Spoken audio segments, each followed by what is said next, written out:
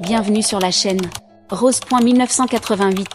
Likez, abonnez-vous à la chaîne pour ne pas manquer les histoires intéressantes. Mon mari m'a laissé attendre pendant 3 heures dans un restaurant chic, le soir de notre anniversaire. 3h17 à rester assise seule à cette table, à siroter le même verre de vin, devenu tiède depuis longtemps. Les regards pleins de pitié du personnel avaient évolué, d'un simple souci professionnel à une véritable compassion. « Souhaitez-vous un autre panier de pain, Madame Collins ?» Le serveur, Kevin, s'est approché avec une jovialité polie. C'était la 4e fois qu'il venait me demander si j'avais besoin de quelque chose, chaque visite devenant de plus en plus gênante pour nous deux. Non merci, je suis sûre que mon mari va arriver d'une minute à l'autre. Les mots sont sortis automatiquement, comme un refrain que je récitais depuis le début de la soirée. Mes doigts ont lissé le devant de ma robe bleu marine, celle que j'avais mis 2 heures à choisir ce matin. Marc avait un jour dit que le bleu me rendait, presque élégante, ce qui s'approchait le plus d'un compliment que j'avais reçu de lui depuis des années. Mon téléphone a vibré à nouveau. Je m'attendais à une autre excuse de sa part, mais c'était Lisa, ma colocataire de l'université. Alors, comment se passe le dîner d'anniversaire ? 15 ans, ça se fête. J'ai posé le téléphone face contre table, sans répondre. Que pouvais-je bien dire ? Toujours assise seule, observée par des inconnus comme une sorte d'exposition vivante. La réservation était pour 17h30. Le bistrot Novo n'était pas le plus luxueux de la ville, mais pour nous, pour moi, c'était un lieu spécial. Installé dans un bâtiment en briques rénové en centre-ville, il offrait juste assez de raffinement pour créer une vraie atmosphère de célébration, sans la prétention que Marc affectionnait pour ses dîners professionnels. Avant de poursuivre ce chemin de redécouverte de soi et de renaissance, je veux prendre un instant pour vous parler. Si vous vous êtes déjà senti ignoré sous-estimé dans une relation, sachez que vous n'êtes pas seul Des histoires comme celle de Julia nous rappellent qu'il n'est jamais trop tard pour reconnaître sa valeur. Si ce genre de récit vous parle, abonnez-vous. C'est gratuit, et cela nous aide à créer une communauté où chacun est vu entendu et respecté Maintenant, retournons au moment de révélation de Julia. J'avais passé 1 heure à me préparer, maquillage appliqué avec soin, rouge à lèvres tout juste acheté, plus cher que ce que je me permettais d'habitude, et mes petites boucles d'oreilles en perles héritées de ma grand-mère, tout ça pour un mari qui ne daignait même pas venir. Mon esprit est retourné 15 ans en arrière, à la femme que j'étais avant, Julia, jeune diplômée d'une école de cuisine, avec 3 offres d'emploi et l'ambition d'ouvrir un jour son propre restaurant. Cette Julia avait des rêves, une ambition, et surtout une estime d'elle-même. Avant de devenir Julia Collins, épouse dévouée de l'avocat prometteur Marc Collins. Ce n'est que temporaire, avait dit Marc lorsqu'il avait reçu l'offre d'un cabinet à Pittsburgh. 2 ans maximum. Ensuite, on pourra revenir et tu pourras te lancer dans la cuisine. 2 ans sont devenus 5. Pittsburgh est devenu Minneapolis, puis Denver. Chaque déménagement était présenté comme la dernière étape avant que mon tour ne vienne enfin. Je me souvenais d'avoir soigneusement emballé mes couteaux de cuisine professionnels à chaque départ, les gardant bien entretenus, prêts pour le jour où je les utiliserais autrement que pour des dîners mondains. Puis, j'ai fini par ne plus les déballer du tout. Mon téléphone a vibré encore. Marc. Le trafic est infernal, j'arrive bientôt. J'ai regardé la rue presque vide à travers la fenêtre. La même excuse qu'1 heure plus tôt. J'ai tapé, tu veux que je commande pour toi ? Il a répondu rapidement, ne m'attends pas, un ordre, pas une question. J'ai rappelé Kevin. Pourrais-je avoir un peu d'eau, s'il vous plaît, ai-je demandé, la gorge serrée par l'embarras. Bien sûr, a-t-il répondu, puis, après une pause, a ajouté gentiment, notre cuisine ferme à 22h, juste pour vous prévenir. J'ai hoché la tête, sentant mes joues s'enflammer. C'était maintenant ou jamais. Je devais partir. Toute femme avec un minimum de respect pour elle-même serait déjà partie depuis 2 heures. Mais 15 ans à vivre selon l'agenda de Marc, ses priorités, sa carrière, avaient érodé ce réflexe jusqu'à le faire disparaître. Par la fenêtre, j'ai vu un jeune couple passer, bras dessus bras dessous, riant d'une blague que seul eux comprenaient. J'ai essayé de me souvenir de la dernière fois où Marc et moi avions ri ensemble. Pas les rires forcés pendant les événements de son cabinet, mais un vrai fou rire. Rien. Le couple a disparu et je me suis retrouvée face à mon reflet dans la vitre sombre. Je ne me reconnaissais presque plus. Mon téléphone a sonné. Marc, encore. Allô, ai-je répondu, en tentant de cacher la douleur dans ma voix. Julia, j'ai été retenue au bureau. L'affaire Johnson est un désastre. Il avait ce ton sec et distrait que je connaissais trop bien. Encore 30 minutes, grand maximum. La cuisine ferme à 22h, ai-je dit doucement. Je suis ici depuis 17h30, Marc. Un soupir à l'autre bout. Tu ramènes encore tout à toi. Cette affaire peut me permettre de devenir associé. C'est notre anniversaire, lui ai-je rappelé. Je sais quel jour on est, Julia, a-t-il répliqué sèchement. Pourquoi crois-tu que j'ai fait la réservation? Une réservation qu'il m'avait demandé de faire 3 jours plus tôt, mais dont il s'attribuait maintenant le mérite. J'ai ravivé ma colère, mais je me suis tue. Attends, j'arrive. Il a raccroché sans dire au revoir. À une table voisine, un couple plus âgé réglait l'addition. Ils étaient arrivés 1 heure après moi, avaient dîné tranquillement et repartaient. La femme m'a regardé et m'a adressé un petit sourire, un de plus dans ma collection de regards pleins de pitié. J'ai sorti mon miroir de poche pour vérifier mon maquillage. Il tenait toujours, mais mes yeux trahissaient la fatigue de cette mascarade. Quand étais-je devenue cette femme? Ce paillasson? Ce chien fidèle, toujours en train d'attendre? Kevin est revenu, cette fois accompagné de la gérante. Une femme dans la cinquantaine, au regard bienveillant. Madame Collins, a-t-elle commencé doucement, nous approchons de la fermeture de la cuisine. Souhaitez-vous commander quelque chose? Nous pouvons le préparer rapidement. L'humiliation m'a brûlé la poitrine. Mon mari arrive, dans une 30aine de minutes. Elle a hoché la tête. Mais le regard qu'elle échangea avec Kevin disait tout. Ils avaient déjà vu cela. Des femmes qui attendent des hommes qui, peut-être, ne viendront jamais. Des femmes qui trouvent des excuses pour eux, qui s'effacent. J'ai bu une longue gorgée d'eau, en me rappelant le jour où j'avais refusé le poste de sous-chef chez Bellinies, à Chicago, pour aider Marc à préparer son examen du barreau. Une fois que je serai bien installé, tu pourras cuisiner où tu veux, m'avait-il promis. Une promesse qui s'était évaporée comme la rosée du matin dès qu'il avait obtenu son diplôme.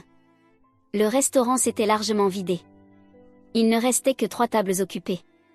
Mon téléphone a vibré, un autre message de Lisa. Tout va bien?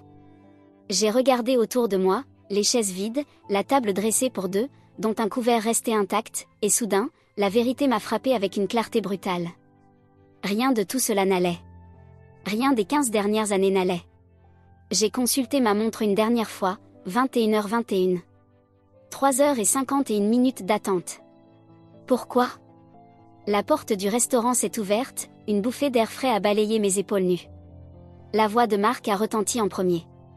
Ce ton baryton, confiant, qui captait l'attention aussi bien dans les tribunaux qu'au dîner mondain. Puis les rires. Plusieurs voix. Il n'était pas seul. Mon estomac s'est noué. Marc est entré, entouré de 3 personnes que j'ai reconnues immédiatement, Daniel du département droit des affaires, Rebecca du contentieux, et Thomas, un associé senior. Tous en tenue de bureau. Aucun signe de précipitation ni d'inquiétude sur leur visage. Ils n'avaient jamais été bloqués dans les embouteillages. Ils ne venaient pas du bureau. Ils étaient au Maxwell's Bar, le repère des avocats, à 2 pâtés de maison d'ici. Kevin, mon fidèle serveur, m'a lancé un regard perplexe alors que Marc s'approchait avec son cortège. Je me suis redressée, comme par réflexe. Des années à jouer le rôle de la femme d'avocat parfaite m'avaient formée à ça. J'ai même réussi à sourire, les muscles de mon visage bougeant mécaniquement, alors que mon cœur se fendait. Eh bien, messieurs, et Rebecca, a annoncé Marc en arrivant à ma table, sa voix assez forte pour attirer l'attention des autres clients. Il m'a désigné d'un geste théâtral, ses boutons de manchette dorés captant la lumière. Vous voyez? Je vous l'avais dit qu'elle serait encore là, à attendre comme un chien fidèle. Les mots m'ont frappé comme un coup physique. Mon sourire s'est figé. Ils ont ri. Tous. Rebecca a porté une main délicate à sa bouche, Thomas a lâché un rire grave, Daniel a pouffé. Ces gens avaient mangé mon vin chaud maison lors de nos dîners. J'avais écouté Rebecca pleurer son divorce dans ma salle de bain d'invités. Thomas avait amené ses enfants à notre barbecue du 4 juillet, pour lequel j'avais passé des heures à cuisiner. Tout le monde avait complimenté mes plats pendant des heures. Tu as gagné, dit Daniel en regardant sa montre. Les verres sont pour moi la prochaine fois. Un pari. Ils avaient parié sur le fait que j'attendrais. Je vous l'avais dit, répondit Marc en desserrant sa cravate et en s'asseyant en face de moi. Les autres restèrent debout, un sourire en coin. Julia comprend les exigences d'une carrière juridique réussie, pas vrai, chérie? Ses yeux n'exprimaient ni excuse ni honte, seulement une satisfaction arrogante. Ce n'était pas un homme en retard. C'était un homme qui voulait faire passer un message. Souhaitez-vous commander des boissons? Demanda Kevin, dont le sourire professionnel semblait désormais tendu. En fait, nous en avons déjà pas mal bu, plaisanta Thomas en se tapotant le ventre. On passait juste dire bonsoir à la charmante Madame Collins, et voir si elle attendrait toute la nuit, ajouta Rebecca, sans même tenter de baisser la voix. J'ai remarqué un jeune couple à une table voisine échanger un regard mal à l'aise. Au moins, certains comprenaient la cruauté de la scène. Mon mari et ses collègues, eux, ne semblaient ni remarquer ni se soucier de leur public. Je vais reprendre un verre de vin, ai-je dit à Kevin, ma voix plus posée que je ne l'aurais cru. Le cabernet, apportez la bouteille, corrigea Marc. On fête nos 15 ans de bonheur conjugal.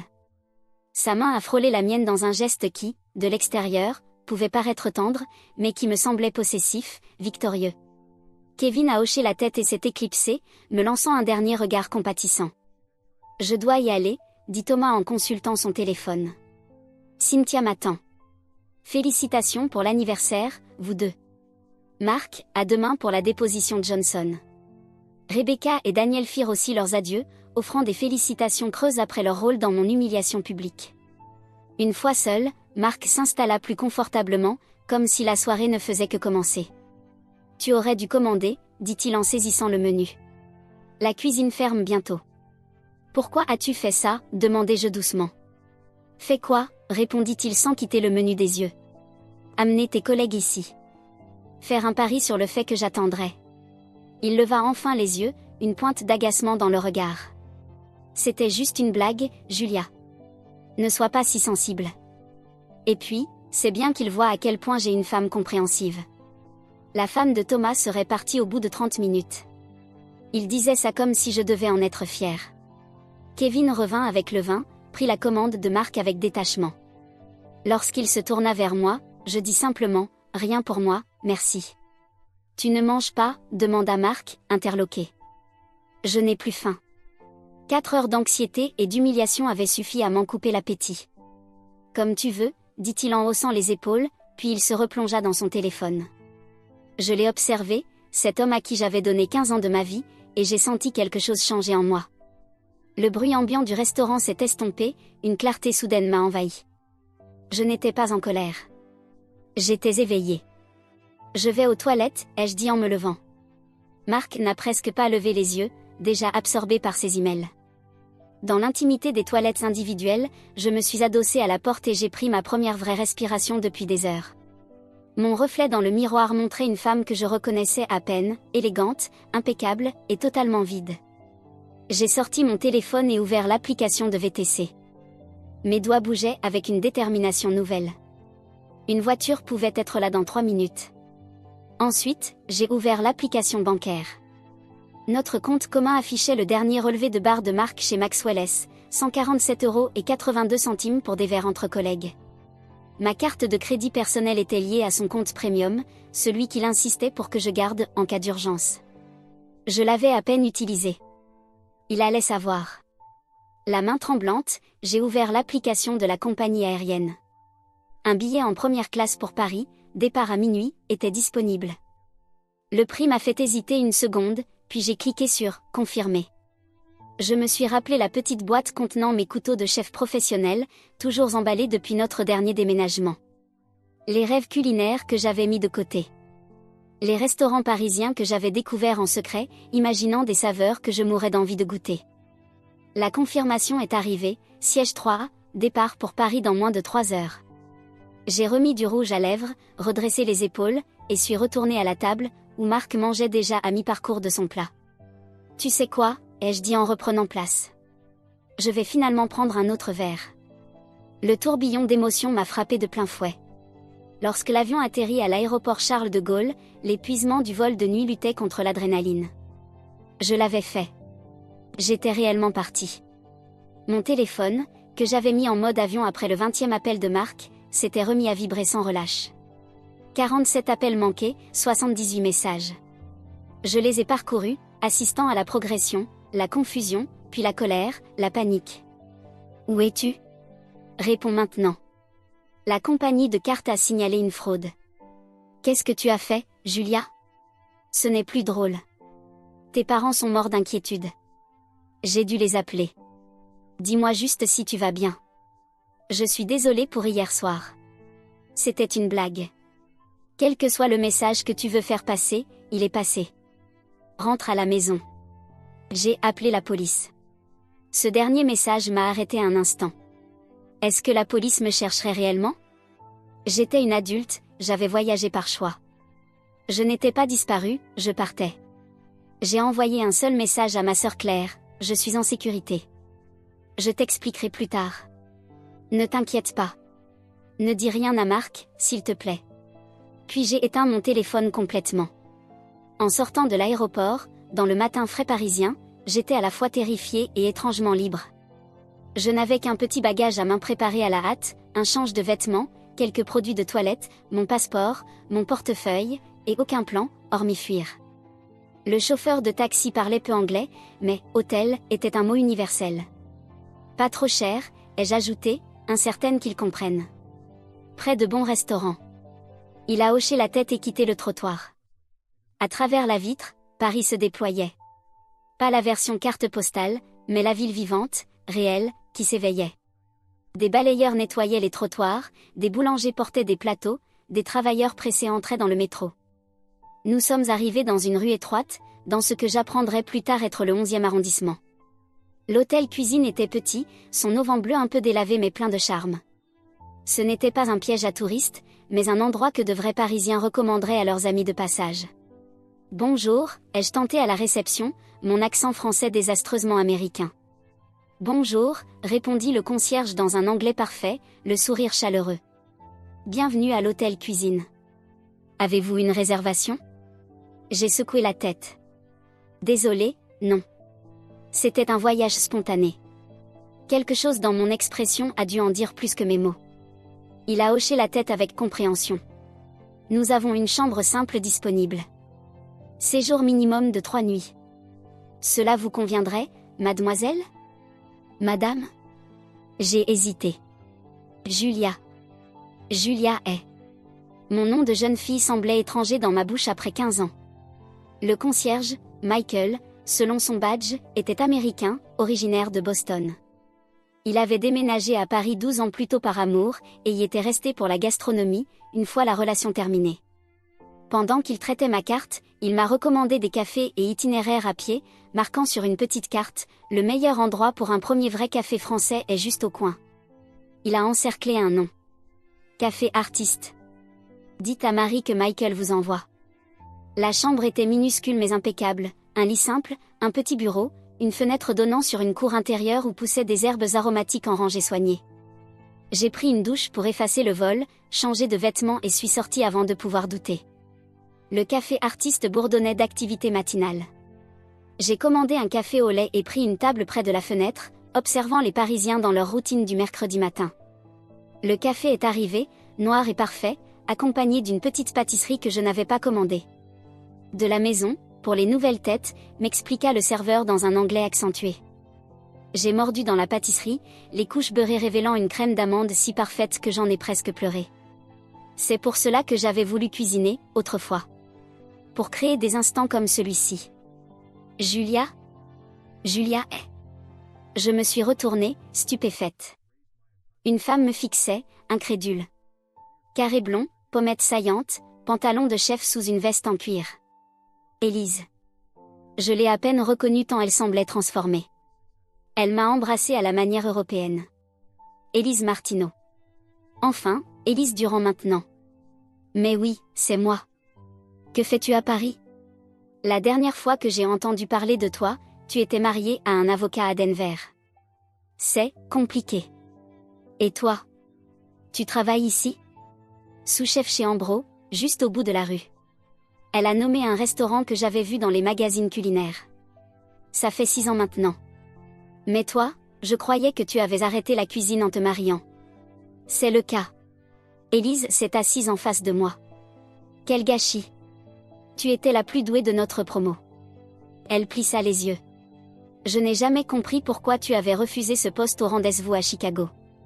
C'était ton rêve. Je clignai des yeux. Je n'ai jamais reçu d'offre du rendez-vous. Le visage d'Élise passa de la surprise à l'inquiétude. Bien sûr que si. Le chef Martin me l'a dit lui-même. Il t'a proposé le poste de sous-chef. Il a été choqué que tu refuses. Je n'ai jamais rien refusé. Je n'ai jamais reçu d'appel. Mes mains se crispèrent autour de ma tasse. Il t'a appelé à mon sujet? Oui, lui et d'autres. Il montait son équipe de rêve. Je lui ai dit que tu étais la meilleure. Elle me fixa. Julia, ton mari l'a rappelé pour décliner l'offre à ta place. Il a dit que tu voulais te consacrer à ta famille. Famille. Le mot me transperça. Nous avions essayé d'avoir des enfants au début. Échec après échec. Jusqu'à ce que Marc décrète que ce n'était pas pour nous, et se jette encore plus dans sa carrière. C'est impossible, ai-je murmuré. Mais au fond, je savais que c'est exactement ce qu'il aurait fait. D'autres chefs ont posé des questions sur toi aussi. Au fil des années, ton nom revenait, puis, plus rien. Une froide lucidité m'envahit. Combien d'opportunités avaient été interceptées? Combien de routes détournées sans que je le sache? Je dois utiliser ton téléphone. S'il te plaît. Élise me le tendit sans hésiter. J'ai tapé un nom que je n'avais pas recherché depuis des années, chef Anton Beaumont. Mon ancien professeur, mon mentor, l'homme qui m'avait dit un jour que j'avais des mains qui comprennent la cuisine. Son site s'est affiché immédiatement, annonçant ses prochains événements. Mon cœur s'est figé, technique classique française atelier à Paris 15 au 20 avril. C'était demain. Élise, tu sais s'il reste des places? Elle sourit. C'est un vieil ami. Je l'assiste pour cet atelier. Je peux te faire entrer. 24 heures plus tard, je me tenais dans une cuisine professionnelle au cordon bleu, éminçant des échalotes avec précision. Le chef Beaumont circulait parmi les 12 participants. Il m'avait accueilli avec une joie sincère quand Élise nous avait présentés. Aucune trace de jugement dans ses yeux lorsque je lui avais expliqué mon absence prolongée du monde culinaire. Les mains se souviennent de ce que l'esprit oublie, avait-il dit en me regardant travailler. Ta technique est toujours aussi belle, Julia. Pendant la pause déjeuner, Élise me présenta à Martin Fournier, journaliste culinaire pour la branche numérique de Civet, ainsi qu'à Philippe Renaud, propriétaire de 3 bistrots à Paris. Ils me posèrent des questions sur les tendances culinaires américaines, réellement curieux de mon point de vue malgré mes années loin de l'industrie. Tu as une façon très personnelle de décrire les saveurs, nota Martin après que j'eus évoqué un plat. Très précise, très évocatrice. Tu écris sur la cuisine? Je secouai la tête. Pas professionnellement. Tu devrais. Elle me tendit sa carte. Envoie-moi quelque chose ce soir. De retour à l'hôtel, j'appelai enfin ma sœur depuis le téléphone de la chambre. Claire répondit à la première sonnerie, la voix tendue. Julia? C'est toi? Oui. Je suis à Paris. Un long silence. Paris? Que s'est-il passé? Marc a appelé tout le monde. Il dit que tu fais une sorte de crise. Tu l'as cru? Un autre silence. Non, mais je ne savais plus quoi penser. Tu as juste disparu. Je lui racontai tout.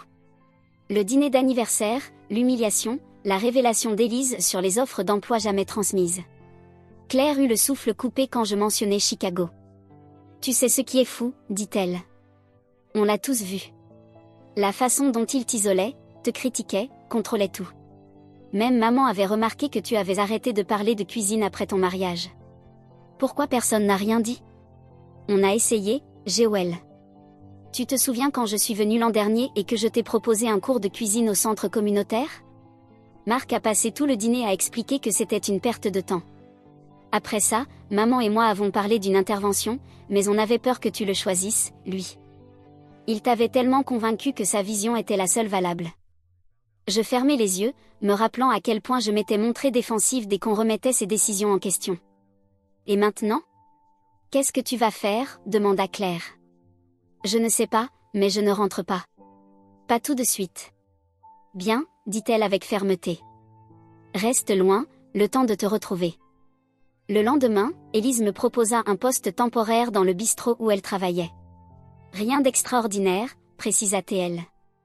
Principalement éplucher des légumes et préparer des sauces de base. Mais c'est un début. C'était bien plus qu'un début. C'était une résurrection. À chaque carotte parfaitement taillée, à chaque sauce réussie, je sentais des morceaux de moi revenir. La chaleur de la cuisine, la chorégraphie silencieuse entre les membres de l'équipe, la satisfaction d'envoyer des assiettes magnifiques, voilà ce que j'avais abandonné. Le soir, je me mis à écrire dans un carnet offert par Michael, le concierge. Pas seulement des recettes, mais des récits autour de la nourriture, de Paris, de la redécouverte de soi. J'ai créé un blog anonyme, The Runaway Chef, pour documenter mon éveil culinaire. Une semaine après mon arrivée, Michael frappa à ma porte, l'air inquiet. Un homme demande après vous à la réception. Américain. Il dit être votre mari. Mon sang se glaça. Marc. Je n'ai pas confirmé que vous étiez ici, m'assura-t-il. C'est la politique de l'hôtel. Mais il a laissé son numéro. Il a dit de vous dire que vos parents sont très inquiets, et qu'il y a des urgences financières. Ce soir-là, Claire appela l'hôtel. Marc est passé voir papa et maman hier, me dit-elle. Il leur a dit que tu avais fait une sorte de crise psychotique, que tu avais vidé les comptes et explosé les cartes de crédit. Papa l'a presque cru, jusqu'à ce que je leur montre tes messages. Ils vont bien? Ils s'inquiètent, mais ils sont de ton côté. Papa a dit, et je cite, si elle avait besoin d'aller à Paris pour s'éloigner de lui, alors elle avait besoin d'aller à Paris. Je crois qu'il commence enfin à voir clair. Durant les 2 semaines suivantes, je trouvais mon rythme, matinée au bistrot, après-midi à explorer Paris ou assister aux ateliers du chef Beaumont, soirée d'écriture. Je me sentais renaître, plus solide à chaque jour qui passait. Les tentatives de Marc pour me joindre devenaient plus désespérées. Il appela le bistrot 2 fois, envoya des messages à nos amis communs, alla jusqu'à contacter le chef Beaumont en prétendant soutenir la passion culinaire de sa femme. Chacune de ces tentatives tombait dans le vide, à mesure que je bloquais toutes les voies de contact. J'alimentais mon blog chaque jour, y versant mes pensées, mes expériences. Je décrivais le croissant parfait découvert dans une minuscule boulangerie, les gestes que je réapprenais, la lumière du matin sur les carreaux de la cuisine. 3 semaines après mon arrivée, Martin Fournier apparut au bistrot pendant mon service. « Je lis ton blog », dit-elle en s'installant au comptoir. Élise m'a dit que c'était le tien. Mon visage s'empourpra. C'est juste quelque chose que je fais pour moi. C'est excellent. Ton passage sur la mémoire sensorielle de la cuisine de ta grand-mère m'a donné envie d'appeler la mienne. Elle posa sa carte de visite sur le comptoir. CVO étend sa présence numérique en Europe. On cherche quelqu'un qui comprend la cuisine américaine et française, capable de développer des recettes et d'en parler avec passion et précision. Je fixai la carte. Tu m'offres un travail? Un contrat de 3 mois, pour commencer. Si ça se passe bien, on parlera d'un poste permanent. Elle sourit.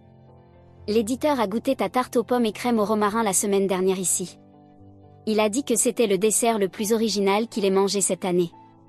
Le chef m'avait autorisé à proposer un dessert spécial pour le menu du week-end. J'ignorais qu'un critique l'avait goûté. Ce n'est pas de la charité, ajouta Martin, voyant mon hésitation. C'est la reconnaissance d'un talent. Ton mari a peut-être gâché ta carrière une fois, mais il ne le refera pas. À moins que tu le laisses faire. Je pris sa carte, en ressentant tout le poids. Tu as besoin d'une réponse pour quand? Prends le week-end. Appelle-moi lundi. Elle se leva, puis se retourna. Quelle que soit ta décision, Julia, n'arrête pas d'écrire. Ta voix compte. Le lundi matin arriva avec une clarté inattendue. J'avais passé le week-end à réfléchir à l'offre de Martin, à me promener le long de la Seine, à rédiger une lettre d'acceptation. Alors que j'approchais du bistrot pour mon service du matin, une silhouette familière appuyée contre la porte d'entrée me figea. Marc. Il se redressa en me voyant, ajustant sa cravate, un geste de domination que je connaissais par cœur. Il avait maigri, des cernes sous les yeux trahissaient des nuits sans sommeil, mais son expression changea rapidement pour adopter celle du mari inquiet, soigneusement étudié pour le regard des autres. Julia, dit-il d'une voix faussement douce, Dieu merci. Je suis tellement inquiet. Plusieurs membres du personnel jetèrent un coup d'œil en passant. Marc s'approcha, bras ouverts pour une étreinte. Je fis un pas en arrière. Comment m'as-tu trouvé? Ma voix était ferme, moi-même surprise par mon calme. Peu importe. Je suis là maintenant. On peut régler ça. Il tenta de me prendre le bras. Allons quelque part en privé pour parler. Le chef Pascal apparut dans l'encadrement de la porte. Tout va bien, Julia? Son anglais approximatif trahissait une volonté protectrice. Tout va bien, le rassurai-je. Mon mari partait justement. Marc intervint, souriant comme dans une salle d'audience. Ma femme et moi devons avoir une conversation importante. Une urgence familiale. Pascal me regarda, attendant une confirmation. Je secouai la tête. Prends ta journée, dit-il. Mais le choix de revenir t'appartient. Marc attendit que Pascal disparaisse pour durcir le ton. Cette petite escapade a assez duré. J'ai couvert tes arrières auprès de tout le monde. J'ai dit que tu avais besoin d'espace après un problème de santé. On peut encore réparer les choses si tu rentres maintenant. Je ne rentre pas, Marc. Il regarda autour de lui, puis me poussa doucement vers un petit parc. Une fois assis sur un banc, son masque tomba. Tu te rends compte de ce que tu as fait?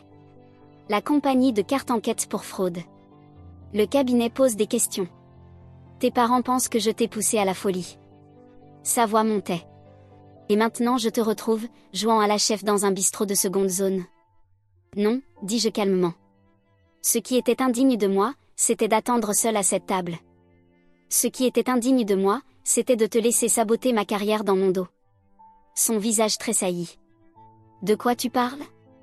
Je sortis un dossier contenant des emails imprimés, des échanges que j'avais rassemblés au cours du mois précédent, un message du chef Martin du rendez-vous, un autre d'un traiteur de Denver qui avait essayé de me recruter, un troisième d'une école de cuisine à Minneapolis. Tous confirmaient le même schéma, des demandes de disponibilité, suivies de refus prétendument envoyés par moi. Tu n'en avais pas le droit, dis-je, en gardant une voix calme pendant qu'il parcourait les documents. C'étaient mes opportunités, mes choix à faire. Je te protégeais de la déception, répliqua Théil, mais son assurance vacillait. Tu n'étais pas prête pour ces postes. Je savais ce qui était le mieux. Non. Tu savais ce qui était le mieux pour toi. Une épouse sans carrière prenante, toujours disponible pour organiser tes dîners ou t'accompagner à tes événements. Sa mâchoire se crispa. Je t'ai soutenu. Je t'ai offert une belle maison, la sécurité financière. Une cage n'est pas belle simplement parce qu'elle est luxueuse, Marc. Un jeune couple passa près de nous, jetant un regard curieux à notre échange tendu. Marc baissa d'un ton. Cette petite rébellion s'arrête maintenant. Rebecca a vu ton blog culinaire. Thomas sait que tu es à Paris. Tu imagines ce que ça donne? Ma femme qui s'enfuit pour jouer à Julia Child alors que je suis pressentie pour devenir associée. Je ne savais pas que mes collègues lisaient mon blog. Un sourire, discret mais satisfait, m'échappa. Ce n'était pas voulu, mais je ne regrette rien. Il mérite de savoir qui tu es vraiment. Son visage se colora de colère. C'est ça, alors? Une vengeance bien calculée? Tu veux ruiner ma réputation parce que j'étais en retard à un dîner? Il ne s'agit pas de vengeance, Marc. Il s'agit de reprendre ma vie en main. On m'a proposé un poste chez Civet Magazine. Je l'ai accepté. Un magazine culinaire? Il ricana. Ce n'est pas une vraie carrière. Et notre vie, notre maison, tu y penses? J'ai parlé à un avocat. Les papiers de divorce arriveront la semaine prochaine. Ce n'était pas encore fait, mais la stupeur sur son visage valait bien cette petite avance. Tu plaisantes? Sa voix tremblait légèrement. On peut surmonter ça. Une thérapie de couple, un nouveau départ, à Chicago, par exemple. Chicago, répétai-je, avec insistance, là où j'avais reçu une offre pour mon poste de rêve. Il y eut un mouvement de recul. C'était il y a des années. J'ai fait ce que je pensais juste. Pour toi. Je me levai, soudainement épuisé par cette conversation. Je ne rentre pas, Marc. Ni à Denver, ni dans notre mariage. Ici, j'ai retrouvé quelque chose que je ne savais même pas avoir perdu. Et moi alors? Tout ce que j'ai perdu à cause de tes décisions égoïstes? Sa voix reprit de la dureté. Tu sais que Thomas m'a remis en question sur le dossier Johnson? Il a dit que si je ne savais pas gérer ma vie personnelle, je n'étais peut-être pas prêt pour plus de responsabilités. Voilà donc la vraie raison de sa venue, non pas l'inquiétude, mais le contrôle des dégâts pour sa carrière.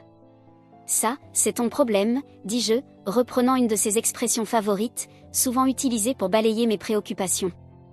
Un instant, je crus qu'il allait crier ou me saisir le bras. Mais ses épaules s'affaissèrent légèrement. Tu as changé, dit-il, presque comme un reproche. Oui, répondis-je. J'ai changé. Nous nous quittâmes sans véritable conclusion, le poids de 15 années pesant entre nous comme un mur invisible. Je l'observais s'éloigner, son pas autrefois assuré légèrement vacillant. Le divorce se déroula plus facilement que je ne l'aurais cru.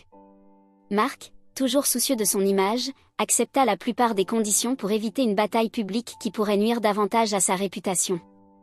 L'avocate que Martin m'avait recommandée, une américaine expatriée spécialisée dans les divorces internationaux, s'avéra précieuse. J'acceptai le poste chez Civet, entamant un nouveau chapitre mêlant passion retrouvée et opportunités inattendues. Mon blog gagna des lecteurs, parmi lesquels des restaurateurs et critiques culinaires. La femme que j'avais été, réduite au silence pendant 15 ans, retrouvait enfin sa voix, plus forte, plus assurée qu'avant.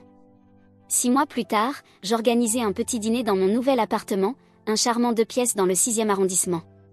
Sa cuisine, bien que modeste, baignait dans une lumière naturelle magnifique et donnait sur une cour fleurie. Autour de ma table étaient réunis les nouveaux piliers de ma vie, Élise et sa compagne, le chef Beaumont, Martine et son mari, Michael de l'hôtel, devenu un ami proche, et 2 collègues de Civet.